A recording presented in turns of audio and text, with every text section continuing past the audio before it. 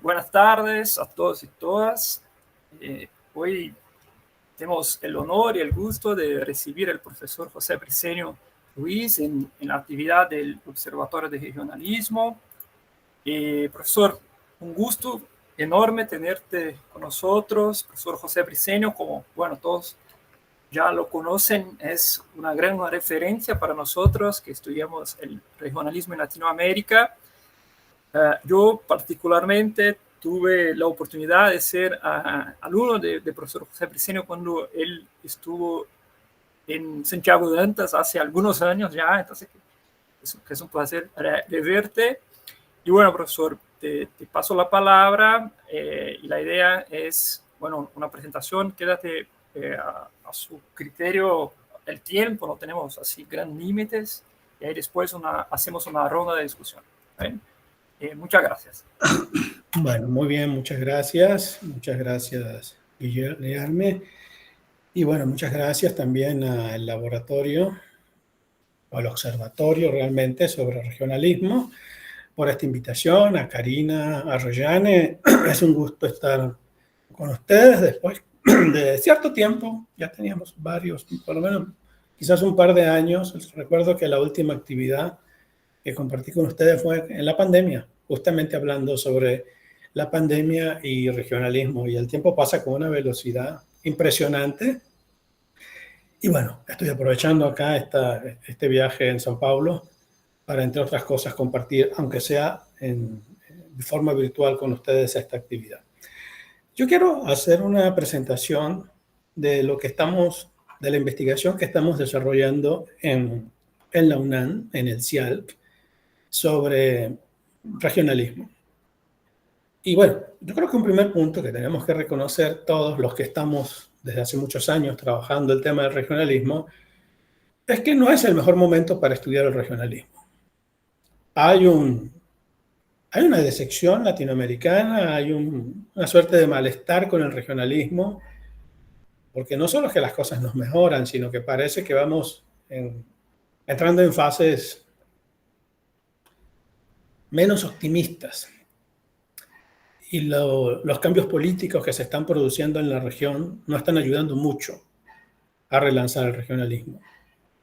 Es decir, figuras como Bolsonaro, figuras como Milei o como Maduro, en mi opinión, no son justamente figuras que ayuden a crear cohesión regional y promover unidad regional. Pero el mundo también está cambiando, ¿no? El mundo también es diferente.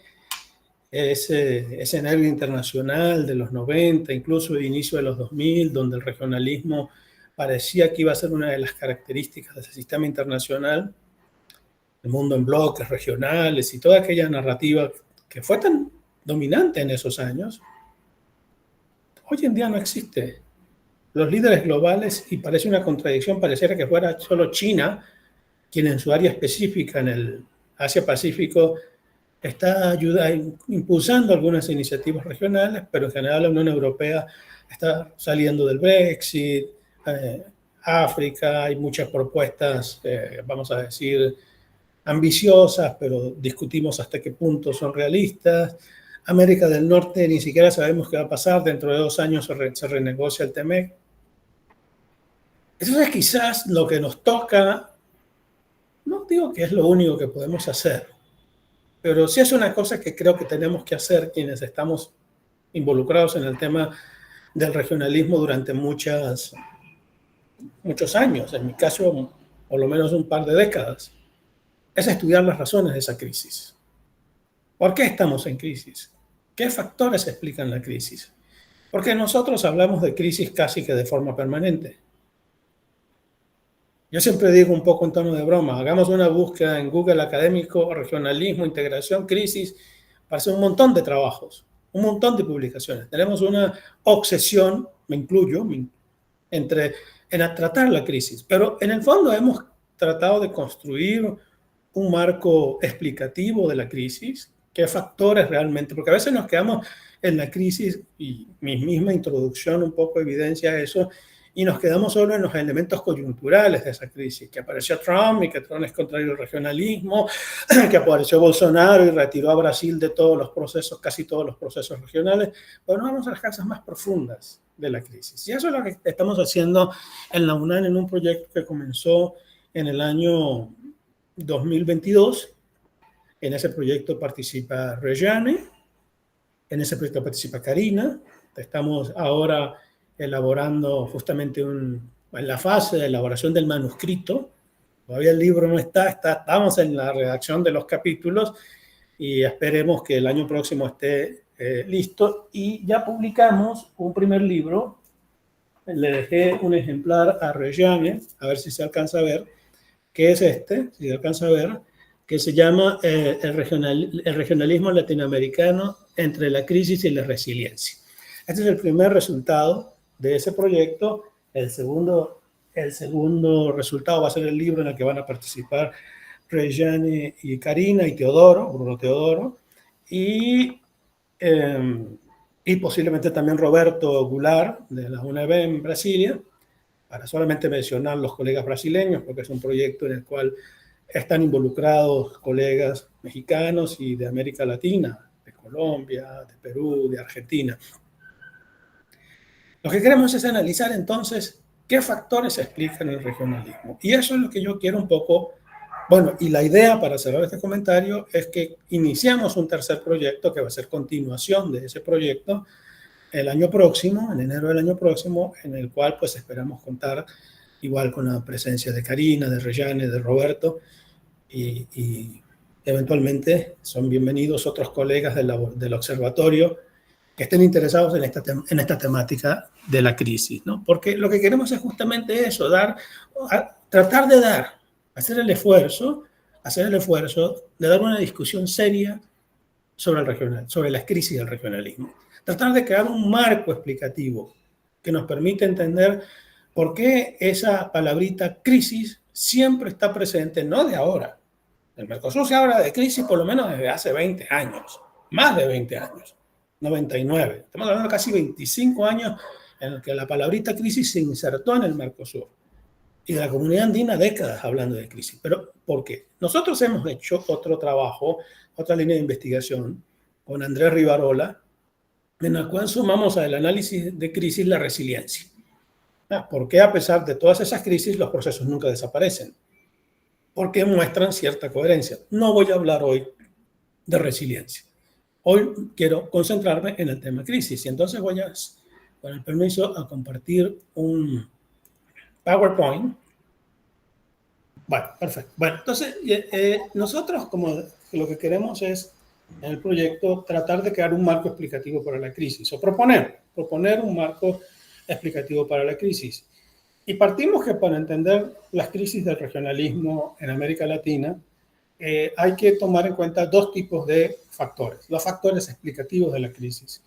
Unos factores que llamamos coyunturales y que se relacionan con el particular momento que vive el mundo o que vive la región o que viven los países de la región y que pueden tener un impacto negativo, a veces puede ser positivo y en ese caso no hablamos de crisis, pero lo que pasa en el mundo y lo que pasa en la región y lo que pasa en nuestros países pues obviamente tiene un impacto sobre los procesos de integración y de cooperación regional en América Latina.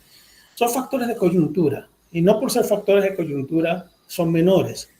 No por ser factores de coyuntura se deben, digamos, despreciar. Y también existen factores estructurales que existen o que están presentes en las crisis del regionalismo latinoamericano desde los años 60, cuando comenzó la etapa moderna de la integración económica, en los 70, acompañada por cooperación económica y política en América Latina, a partir de los trabajos de la CEPAL. Entre los factores coyunturales, nosotros distinguimos factores exógenos, y con exógenos o utilizando la categoría exógenos nos referimos a procesos que ocurren en el sistema internacional, en el sistema global, o si ustedes prefieren simplemente más allá de la región latinoamericana, pero que tienen un impacto, que tienen una influencia en los procesos regionales en América Latina. Y con factores endógenos nos referimos a lo que pasa en América Latina, en la región, en los países de la región, los procesos políticos, los procesos económicos, los procesos sociales que afectan la región. Los factores estructurales, en cambio, se refieren a causas más profundas que se asocian con la integración regional, como el modelo institucional, el nivel de participación política, el liderazgo que pueden ejercer los países más grandes de la región. Y la crisis es el resultado de factores estructurales y de factores coyunturales. Es decir, hay elementos estructurales que se repiten a lo largo de las crisis del regionalismo en América Latina, que están presentes, la incapacidad de tener instituciones que logren, digamos, elaborar normas de manera rápida y eficiente, o que sean capaces de resolver conflictos sin necesidad de estar recurriendo permanentemente a mecanismos ad hoc, por ejemplo. El dudoso rol de los líderes regionales, México y Brasil, por ejemplo, y esos factores están siempre presentes. Yo creo que están presentes desde hace varias décadas. Pero hay otros elementos más coyunturales que también cuentan.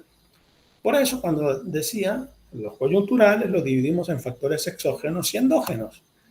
Y dentro de los factores coyunturales en el momento actual, para hablar de la crisis actual, porque el factor coyuntural es importante analizarlo, porque con ello queremos decir que siempre, la coyuntura internacional va a tener un impacto sobre el regionalismo latinoamericano, por nuestra particular forma de inserción en la economía mundial. Y porque estamos en un mundo cada vez, a pesar de que se hable de desglobalización o de globalización, estamos en un mundo de creciente interdependencia.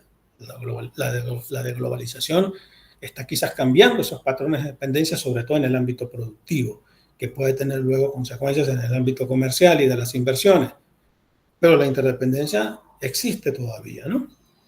Entonces siempre hay factores coyunturales que, por ejemplo, en la década del 90 fueron favorables. Esa idea de aperturas de mercado, de globalización, fue un incentivo para lo que en esa época en América Latina se describió como el regionalismo abierto. El regionalismo abierto lo veían como un mecanismo de los países latinoamericanos para insertarse en la economía global. Pero también las coyunturas pueden ser desfavorables. Los elementos coyunturales asociados con el sistema internacional pueden ser desfavorables. En este momento menciono 4 factores que están afectando seriamente los procesos regionales. El primero es que la globalización está en crisis. Algunos llaman una deglobalización, otros lo llaman como el fin de la globalización. Yo creo que hay que ser un poco prudentes en cuanto a eso, porque es un proceso que se está produciendo, es un proceso que está aconteciendo en este momento, y no tenemos una percepción clara de efectivamente cómo va a suceder. Mi percepción es que en el ámbito del comercio, la globalización no se detiene. El comercio mundial sigue siendo importante, sigue siendo relevante. En el tema financiero, la globalización de las finanzas también se mantiene. Las inversiones a lo largo del mundo, incluso intralatinoamericanas, inversiones extranjeras, también se mantienen. Entonces no parecieran haber indicadores claros de que vamos hacia una deglobalización. Más bien, lo que hay es una reducción de la intensidad de la globalización en esas áreas. Pero sí hay un elemento fundamental que está cambiando, que es el elemento productivo de la globalización.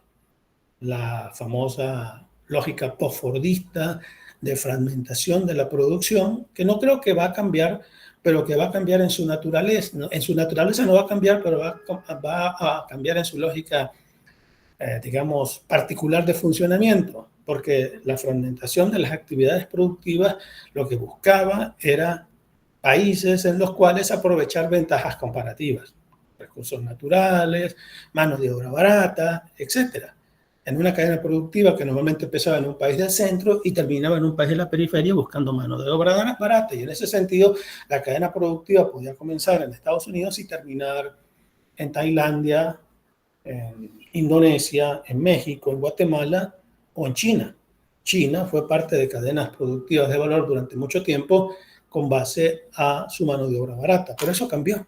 Eso cambió ya hace por lo menos más de una década, cuando hubo un giro definitivo en la estrategia china, cuando luego de varias décadas de inversión en ciencia y tecnología de imitación, China se ha convertido en una potencia tecnológica.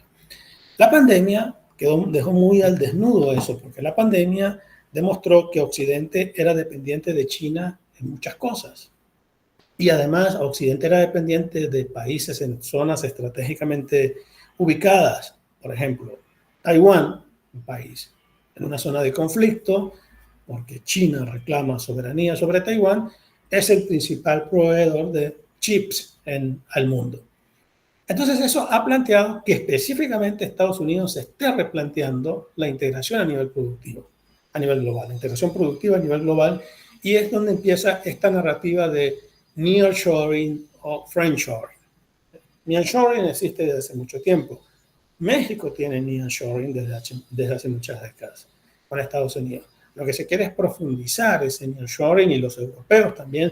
Y profundizar el nearshoring para Estados Unidos significa simplemente romper con muchas de las inversiones que tenía en China. Eso por un lado. Por otro lado, el friendshoring implica juntarse en actividades productivas con países con los que se tiene similitudes ideológicas, similitudes políticas, ¿no? Entonces, en ese contexto, China, Rusia, Irán, no quedarían para los países occidentales como posibles aliados. Y ese factor de la llamada de globalización, entonces se relaciona con la cuarta variable, que es el conflicto entre Estados Unidos y China. Y en vez de pasar a la segunda, paso a la última. Porque evidentemente hay un conflicto de transición hegemónica. China es un poder global cada vez más importante. China en África ha ganado espacios y presencia económica muy grande y política. China está tratando de limar asperezas, con sus vecinos del sureste asiático, con quienes históricamente ha tenido divergencias. China tiene una presencia en América Latina. ¿Es China hoy la primera potencia mundial? ¿En lo político, en lo económico, en lo militar? No. O sea, en términos de el poder de compra, el Producto Interno Bruto, China ya superó a Estados Unidos. Pero en términos, eso es en términos relativos, pero en términos absolutos, Estados Unidos sigue siendo la economía más grande, sigue siendo el centro de desarrollo tecnológico más grande, tiene un soft power, un poder cultural que pasa desde Hollywood a los programas de televisión y que no es una cosa que se puede en forma alguna subestimar, y tiene el ejército más grande y poderoso del mundo. Pero el que esa sea la situación hoy día no quiere decir que eso se mantenga dentro de 5, 10, 15 o 20 años. Y hay como cierto consenso en la literatura de que como muy tarde, en 2050, China va a superar a Estados Unidos como primera potencia mundial. O sea, en ese juego de globalización y de conflicto, los países latinoamericanos quedan en un espacio complejo, difícil para coordinar posiciones, porque algunos países han optado por un acercamiento claro, abierto, con el liderazgo chino. Ese es el caso, por ejemplo, de Venezuela, ese es el caso de Nicaragua, ese es el caso de Bolivia, ese es el caso de Cuba, ¿no? Para otros países el tema es muy claro. La relación con Estados Unidos sigue siendo primordial. Ese es el caso de México, por ejemplo. Incluso Colombia con todo el gobierno de Petro. Pero para otros países como Brasil, por ejemplo, el tema es mucho más complejo por su histórica relación con Estados Unidos y su pertenencia al mundo occidental, pero su reciente, porque eso tiene 20 años más o menos de existir, creciente vinculación con el mundo emergente, con lo que llaman el sur global, los llamados BRICS, que justamente están ahora terminando una reunión y tienen un acercamiento interesante, importante con China. Hay una relación con China. Entonces no pueden ser antichinos, no pueden ser antiestadounidenses, porque no conviene a la política externa brasileña, pero ¿cómo manejarse ese escenario? Jorge Jaime, el embajador y académico chileno, junto con dos colegas suyos, escribieron un libro sobre el no alineamiento activo, una suerte de tercera posición, que tiene algunas reminiscencias de autonomía, de ideas autonomistas, pero no es exactamente lo mismo. Pues ese pudiera ser un escenario, pero el no alineamiento activo es muy fácil decirlo, pero es muy complejo aplicarlo. Entonces, la región tiene el escenario adverso, el escenario internacional está obligando de alguna manera a la región a posicionarse en este conflicto que se está dando a nivel global. Y no va a ser fácil y va a tener un impacto sobre el regionalismo en términos de cohesión regional, claramente. Hay un tercer elemento que es indiscutiblemente importante, que es la pérdida de impulso del regionalismo como idea a escala global. Hay procesos regionales en marcha, la Unión Europea sigue funcionando, tratando de recuperarse en términos simbólicos de lo que fue la salida de Gran Bretaña, lo que fue el Brexit. Hay propuestas muy ambiciosas de grandes uniones económicas en África y los procesos van avanzando. Creo que son procesos ambiciosos y hay que esperar tiempo para que se produzcan resultados. En América Latina quizás el regionalismo está viviendo uno de sus peores momentos y quizás en Asia Pacífico es donde pudiera haber algunas señales, especialmente a partir de la creación del RCEP, el Regional Comprehensive Economic Partnership, de algún impulso regional. Pero en términos de narrativa, de discursos, el regionalismo perdió esa suerte de encanto que tenía en la década del 90 e inicio del año 2000, incluso finales de los 80. Esa idea de un mundo dividido en regiones, esa idea de la región como un espacio de gobernanza, está siendo, si no cuestionada, no está teniendo la misma simpatía que tenía antes, y eso se asocia en buena medida con el cuestionamiento que se está dando al sistema multilateral, porque acuérdense esa vieja discusión de los años 50 entre lo regional y lo universal, como decía Haas en sus primeros capítulos en finales de los años 40, siendo muy joven, ¿no? Lo universal era el sistema de Naciones Unidas y lo regional eran los espacios regionales del regionalismo. Y hay una interacción entre regionalismo y lo multilateral. De hecho, por ejemplo, en el ámbito comercial, los procesos regionales son admitidos a partir de la cláusula 24 del antiguo Acuerdo General de Aranceles y Comercio, ahora Organización Mundial de Comercio. Y a nivel multilateral también hay un cuestionamiento. Hay un cuestionamiento a la Organización Mundial de la Salud por su funcionamiento durante la pandemia. Hay un cuestionamiento a las Naciones Unidas por su incapacidad de acción en los dos temas de seguridad, paz y seguridad internacional más importantes hoy en día, que son el conflicto entre Rusia y Ucrania y el holocausto, la masacre que está haciendo Israel en Palestina. Entonces, hay un cuestionamiento de lo multilateral que se refleja en un cuestionamiento en lo regional. Trump pues, consideraba que la Organización Mundial de Comercio no servía, porque Estados Unidos siempre perdía los juicios en la OMC, en los tribunales arbitrales asociados con la OMC, lo cual no es cierto.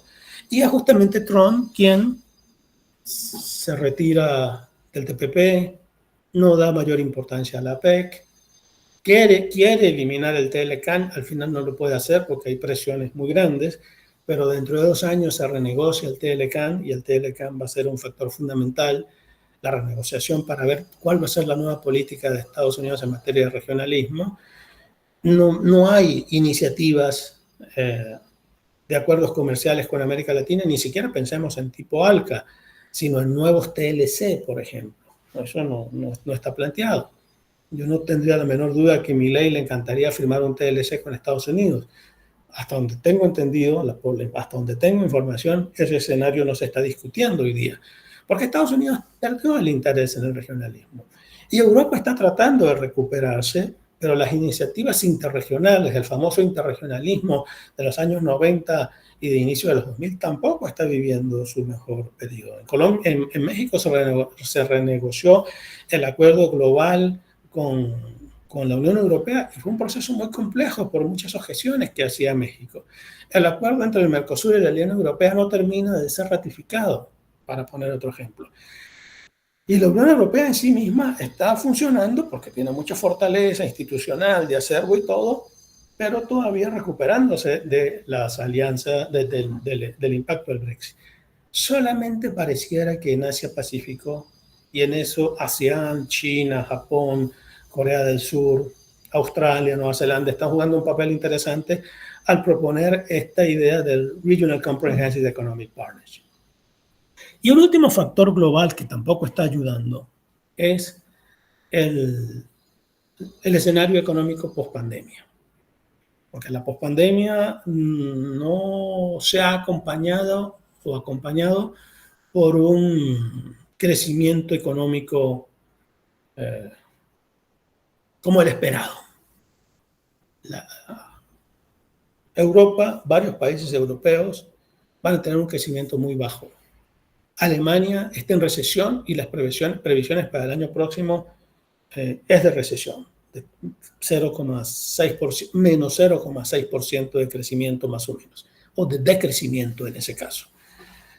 América Latina, en el mejor de los escenarios, tiene un crecimiento muy errático, casi por encima del 1%.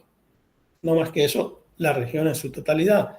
Hay casos de países que crecen más, hay casos de países como Argentina y Venezuela que llevan el indicador hacia abajo porque las tasas de crecimiento o son muy bajas o no van a existir. África tampoco presenta un crecimiento espectacular, algo como 2%. Las únicas regiones del mundo, o la única región del mundo donde se prevé un crecimiento es en el sudeste asiático, China aparte y India. Que India es donde se ve un crecimiento de alrededor de 8%. Entonces, hay un crecimiento desigual de la economía y siempre hay temores de recesión en Estados Unidos, temores de recesión de nuevo en Europa, porque Alemania es demasiado importante en Europa y una Alemania en recesión puede llevar a otros países muy interconectados con Alemania, Francia, para poner un ejemplo, a un proceso de recesión. Entonces, el escenario global, la coyuntura global no es favorable. ¿Y qué hablamos de la coyuntura regional latinoamericana? La coyuntura regional tampoco está ayudando mucho. En primer lugar, no paran las crisis democráticas en América Latina. Si nos ubicamos en las más recientes a partir de 2019, 2018, las elecciones en Bolivia, toda aquella historia impresentable de una presidenta que casi se autojuramenta, rompiendo todo el orden constitucional boliviano, una intervención de la OEA muy cuestionada por el informe técnico de dudosa calidad que presentó. Bueno, hubo una recuperación luego de la democracia en Bolivia, pero ahora estamos viviendo momentos de tensión en Bolivia por las diferencias ahora dentro del mismo movimiento más entre Evo Morales y el presidente Arce. Brasil, después de las elecciones de 2022, esa cuasi repetición de los eventos del Capitolio de 2020 en Washington que se hizo el año pasado, en enero del año pasado, que cuando fueron atacadas los centros, los símbolos del Poder Judicial, el Poder Ejecutivo y el Poder Legislativo en Brasil, o digamos, seguidores de Bolsonaro, lo cual afecta el prestigio de la democracia brasileña. Guatemala, donde el presidente Arévalo ganó las elecciones y a través de la Fiscalía General se hicieron todos los intentos para que no asumiera el poder. Y finalmente, debido a la presión internacional, sobre todo a los países más cercanos, obviamente Estados Unidos primero, México, los vecinos centroamericanos, logró evitarse ese casi que golpe de Estado adelantado en Guatemala. Y obviamente el proceso de procesos, la crisis de crisis, es Venezuela. El último ejemplo de ello fue las elecciones de hace 2 meses atrás. Ayer ustedes vieron, los que seguramente todos seguimos eso, porque es nuestro tema de interés, la reunión de los BRICS y cómo Brasil bloqueó la incorporación de Venezuela. Y el argumento que presenta Celso Amorín es que ya no hay confianza en la relación con Venezuela porque Venezuela ofreció mostrar las actas, ofreció al gobierno brasileño mostrar las actas que convalidan la victoria de Maduro y hasta ahora no las ha presentado. Yo creo que no las va a presentar porque si las presenta los resultados no van a ser favorables a quien ha sido declarado ganador. Y si a eso sumamos la crisis de Nicaragua, en cuyas últimas elecciones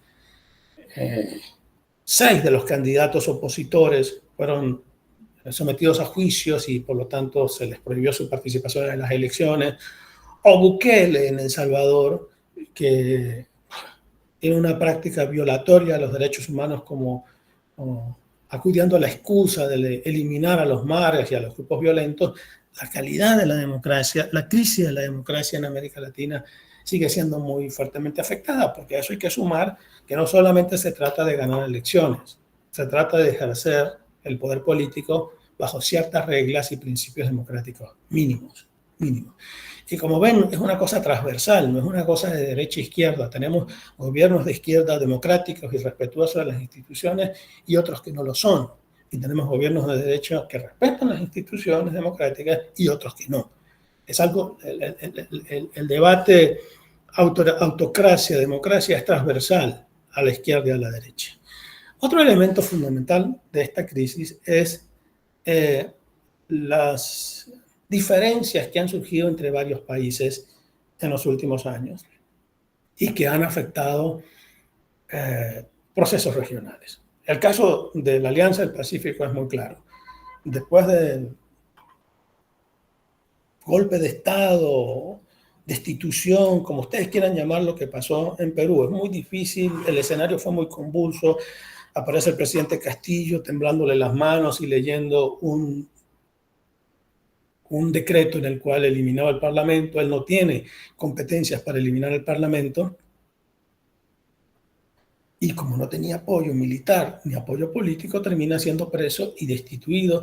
Y luego viene un proceso de represión brutal contra la gente que reclamaba la liberación de Castillo. Entonces Perú fue el análisis serio del caso peruano implica bastante objetividad, porque no se puede dudar que hubo un intento de violación del orden constitucional por Castillo, pero no nos olvidemos que Castillo durante casi año y medio más o menos que estuvo en el gobierno fue objeto creo que de 5 tentativas de destitución, no lo dejaron gobernar.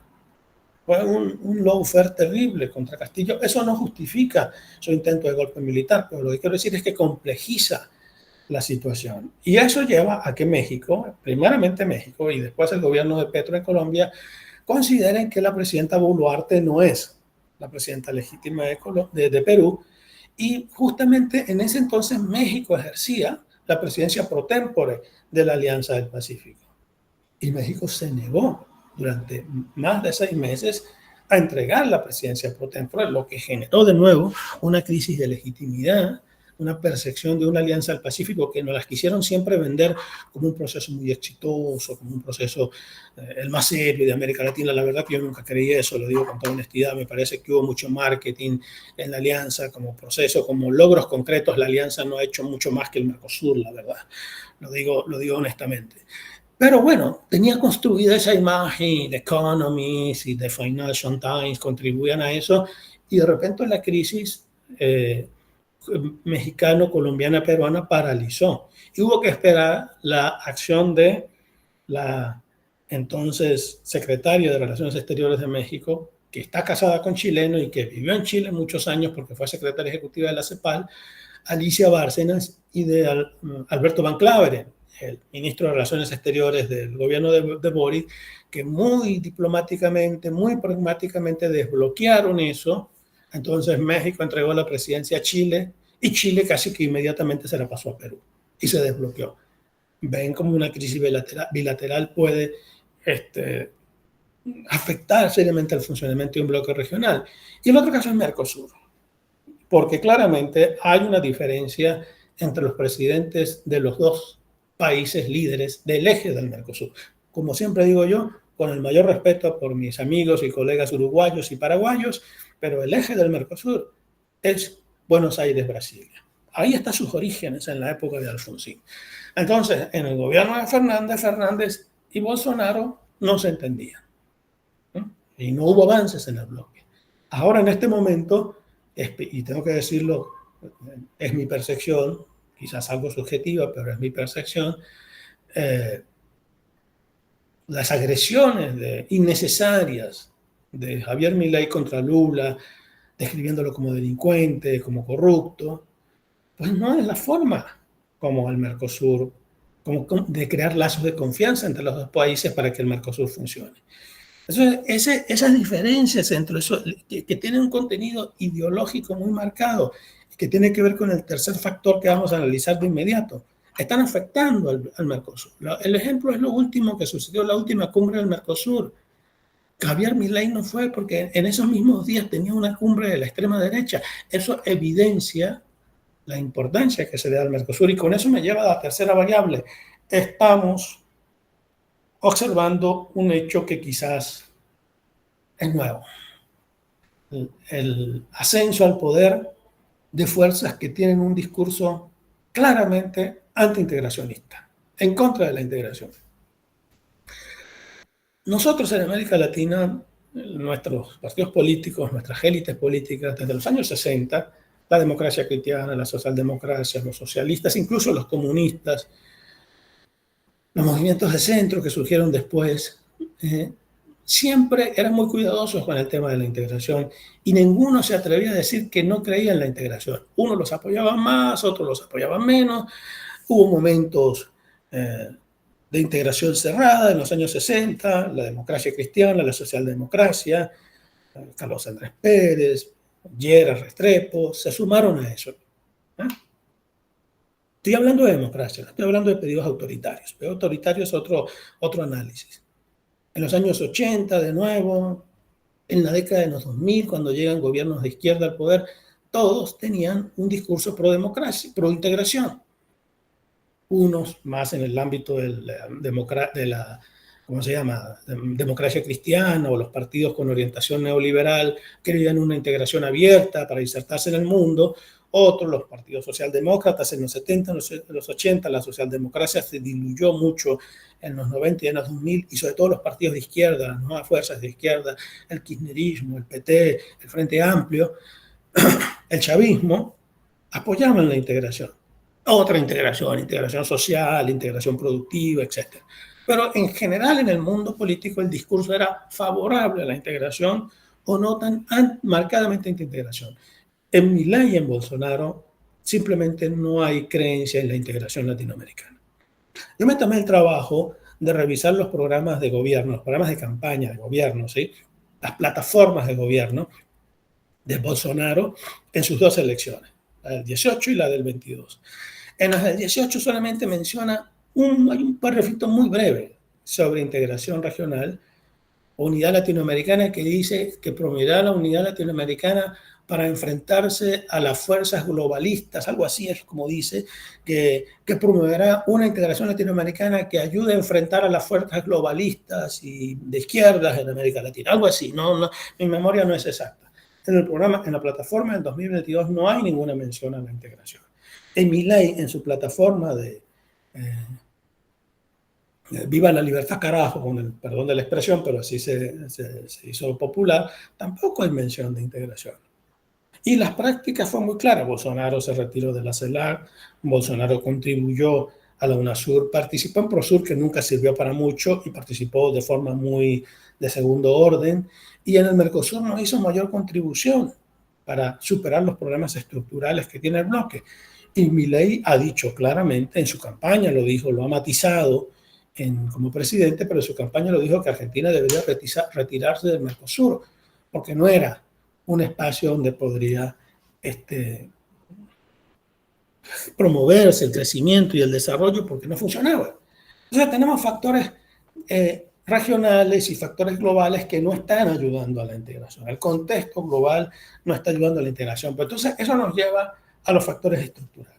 Esto yo creo que lo presenté el año pasado en la conferencia de Gridale, así que en esto no voy a profundizar mucho, porque también lo he escrito en un libro, pero como lo presenté, y como yo sé que la mayoría que están en el laboratorio, en el observatorio, estuvieron el año pasado en el congreso de Gridale, no quiero ser repetitivo, no quiero repetirme en esto, ¿no?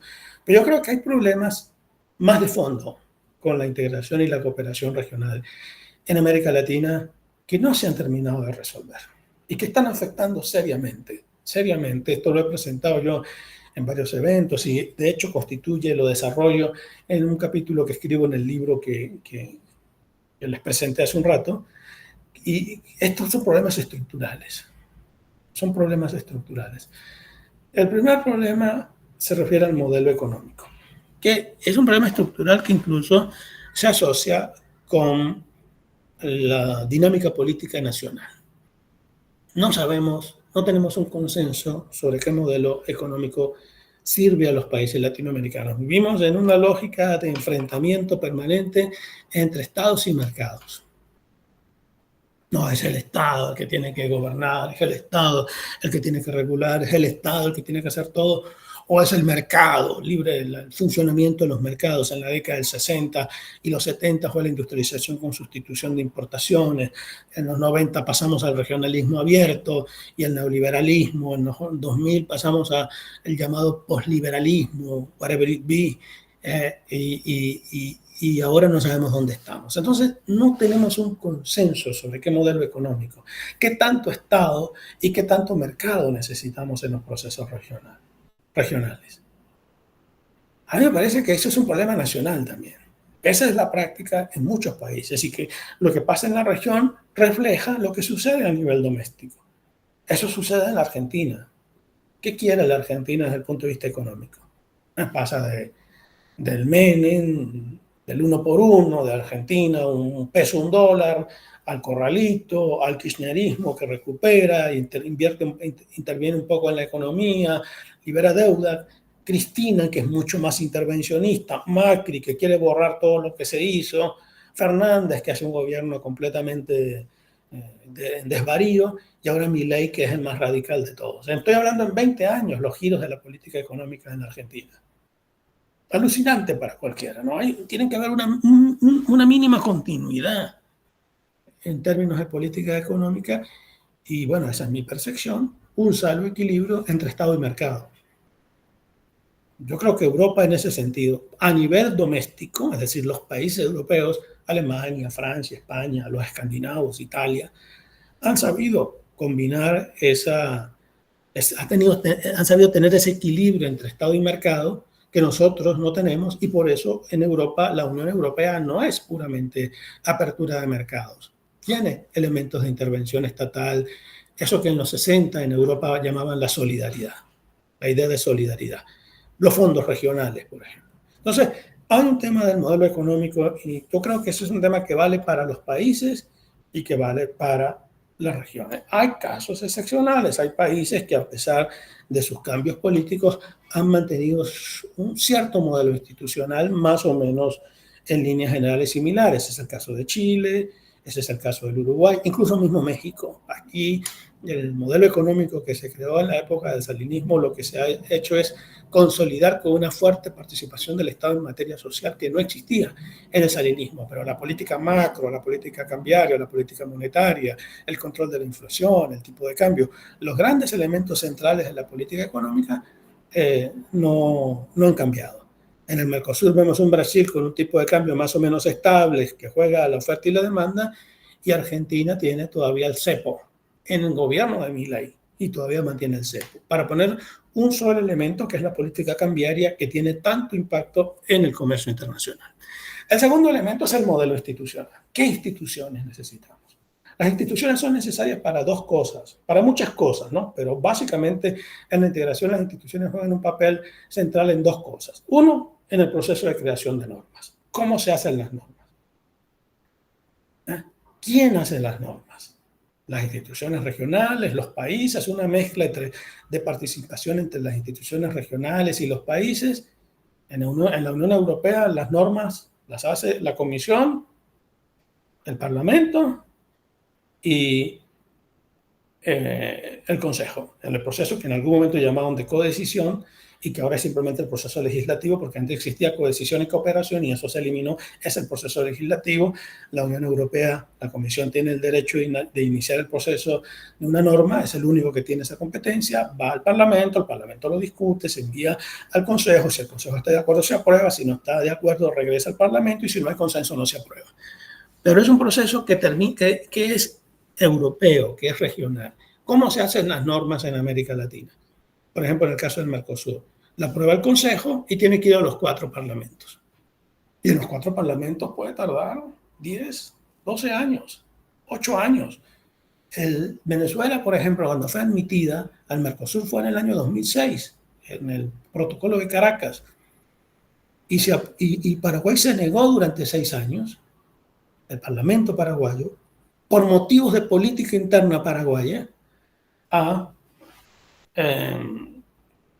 ratificar el protocolo. Hubo que esperar el golpe y ese ingreso totalmente por la ventana trasera de Venezuela al Mercosur, que empezó mal y terminó mal, porque duró muy poco la presencia venezolana. Entonces tenemos un problema institucional. El segundo elemento, ¿cómo resolvemos los conflictos? ¿Quién resuelve los conflictos?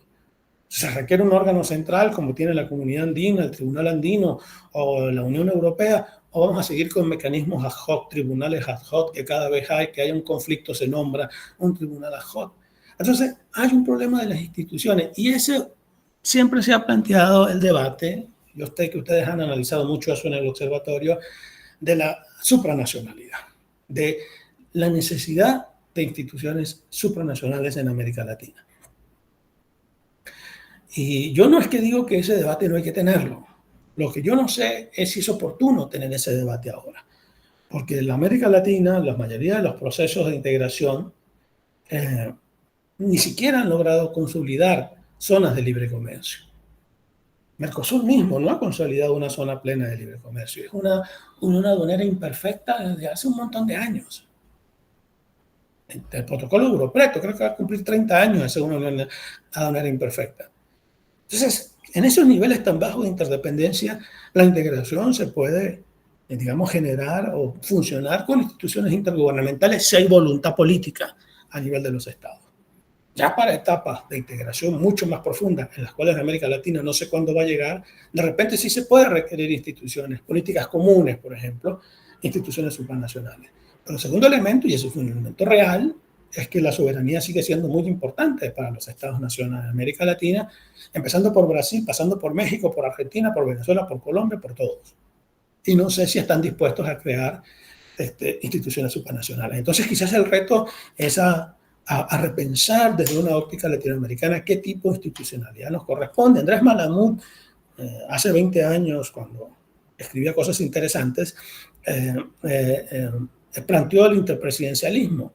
Y creo que fue un debate muy interesante. Bueno, no sé, creo que sea el interpresidencialismo la solución tampoco, pero expresar una realidad, pero discutamos un modelo institucional, pensemos en un modelo institucional que sea acorde a la realidad latinoamericana, que permita destrabar lo que está pasando con instituciones completamente ineficientes. Un tercer elemento sigue siendo la baja participación política y social, la participación de los actores económicos, de los actores políticos, de la sociedad civil en la integración. Y es muy contradictorio. Hace 2 años salió un informe de Latinobarómetros, o hace 1 año, ya no recuerdo, donde preguntaban a los latinoamericanos si estaban a favor de la unidad con los países vecinos. Desconocen cómo funciona el Latinobarómetro, se pregunta a la gente de la calle, no se va a las universidades, no se pregunta al Observatorio del Regionalismo o a los profesores del CIAL, no, es con la gente de la calle. Y no sorprendentemente para mí, la respuesta fue que todos los países latinoamericanos, todos los ciudadanos latinoamericanos están a favor de la unidad con los países vecinos. Incluso en Brasil y México, que fueron los que salieron más mal, porque los que tuvieron porcentajes más bajos superaban el 50% de las personas encuestadas. Entonces, si hay esa idea subyacente, pero ¿por qué no hay participación? No hay participación del sector privado porque no tiene claridad qué modelo económico va a tener el bloque regional. Porque están cambiando las reglas económicas cada 5 o 6 años, porque no han logrado construir un espacio regional. No hay participación de la sociedad civil, porque los temas que preocupan a la sociedad civil, el medio ambiente, por ejemplo, para poner los grupos ambientales, en la integración todavía no se termina de tratar, cuando es un espacio maravilloso para tratar temas como el cambio climático. Eso lo conversaba anoche con la profesora Reyani, ¿no? Un espacio interesantísimo para tratar temas como el cambio climático, y no lo estamos haciendo. Mientras la integración no toque temas que interesen a los seres humanos de carne y hueso de nuestros países, la participación va a ser baja. Hubo un momento de participación muy interesante en la lucha contra el ALCA, pero era para oponerse a a una integración que muchos grupos no querían en América Latina. Cuando se paraliza el ALCA, las cumbres sociales y todas esas acciones perdieron mucha fuerza, muchísima fuerza. Y por supuesto, con la llegada de los gobiernos de derecha, esos espacios de participación, como por ejemplo las cumbres sociales en Mercosur, fueron cerradas. Ya para ir cerrando, faltan dos elementos. Uno es el liderazgo. Y bueno, aquí hay que hacerse dos preguntas. O quizás primero, fundamentalmente una pregunta inicial. ¿Realmente es necesario el liderazgo? No estamos siendo eurocéntricos cuando pensamos que tienen que haber una Francia y Alemania en todos los otros espacios regionales. Hay un liderazgo de Estados Unidos en la integración del Estado norteamericano. En términos, si entendemos liderazgo como el pago para promover la integración, no hay recursos estadounidenses para apoyar las regiones menos desarrolladas de México, por ejemplo. Hay un liderazgo de China en el Regional Comprehensive Economic Partnership. Hay un liderazgo de Sudáfrica en el SAP. Yo creo que si comparamos más allá de la Unión Europea, por lo menos es legítimo plantearnos esa pregunta. Es legítimo plantearnos esa pregunta. Pero incluso si desechamos esa pregunta y entonces contrafactualmente decimos, o no contrafactualmente, sino en rechazo a ese argumento, decimos, sí se necesita liderazgo, pues entonces hay un problema de liderazgo en América Latina. Porque los dos únicos países que tienen en este momento, yo diría desde hace varias décadas, capacidades de hacer liderazgo en América Latina son dos países nomás, Brasil y México. Ninguno de los dos tiene interés en liderazgo. Por variables internas, problemas internos, coyunturas políticas, o simplemente por tradición de política exterior que no les interesa desempeñar ese liderazgo. Yo creo que es un problema. Yo creo que es un problema porque incluso si aceptamos la premisa de que no necesariamente tiene que haber un liderazgo al estilo franco-alemán, yo creo que los países más grandes, Brasil, por ejemplo, tienen que ofrecer algo a Paraguay y a Uruguay para que estos se interesen en un acuerdo comercial con él y no para que opten por un acuerdo con China o un acuerdo con Estados Unidos.